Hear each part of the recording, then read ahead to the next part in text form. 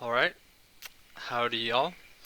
My name is Evan Franks, and I'm filming this for my creative final for Psych 2314 for Section 301 for Dr. Jackson. Now, for why I think developmental psychology is important.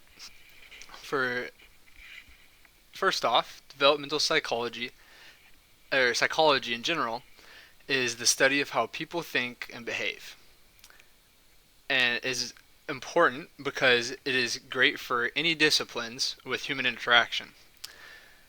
Like, for instance, I want to be a nurse and work in a hospital setting where I'm always going to be interacting with patients, and most of them are going to be in a bad state.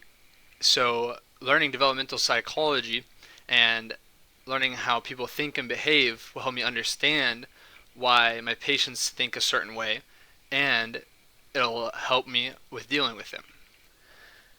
And one thing I thought was really cool was that we talked a lot about like raising a family and developmental psychology and what were the best things you could do for your child to ensure they have proper development. Now, one of the things I discovered in developmental psychology with this course is why people act certain ways. Now, obviously, I didn't discover like every single reason they act certain ways, but it did provide certain reasons to why they may not enjoy like experimenting with new things, or why they have trouble with doing things on their own.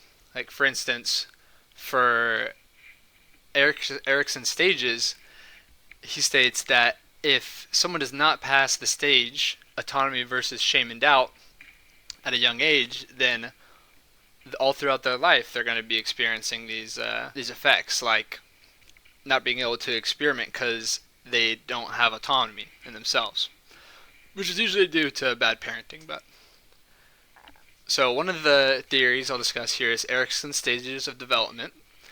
Now there are, I think, 8 stages, but I'm only going to go over 2 here, which is trust versus mistrust, which is learning to trust caregivers for basic needs from years 0 to 1.5, or 1.5 years.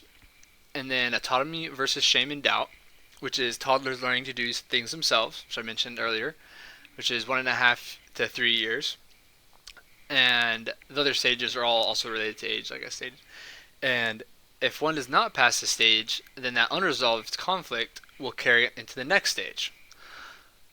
For instance, if the child does not trust their caregivers in the first stage, they may feel unsafe and hesitant to explore things on their own. Another theory I thought was interesting was Piaget's cognitive development theory, which works hand in hand with Erikson's, is a theory on how children think and learn. Just like Erikson's, in the way that one can't skip stages, meaning if they don't pass a stage, then it's going to be affecting them for the rest of their life.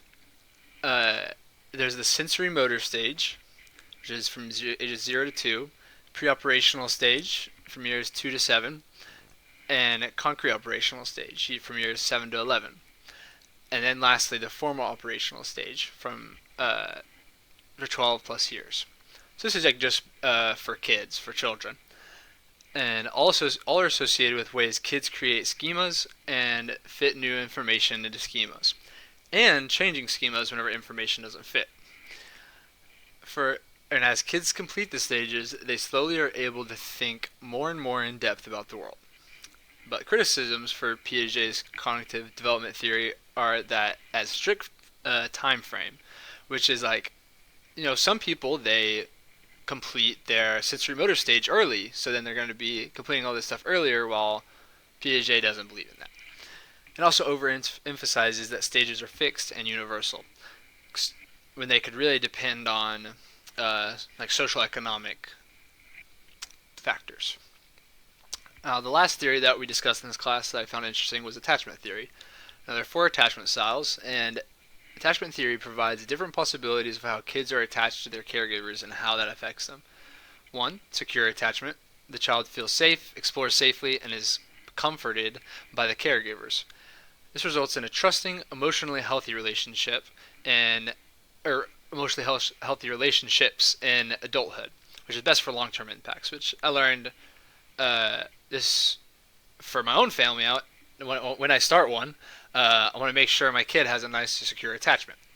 There are also insecure, avoidant attachments where a child avoids caregiver and shows little emotion when they return, which results in struggle with closeness or emotional expression later in life.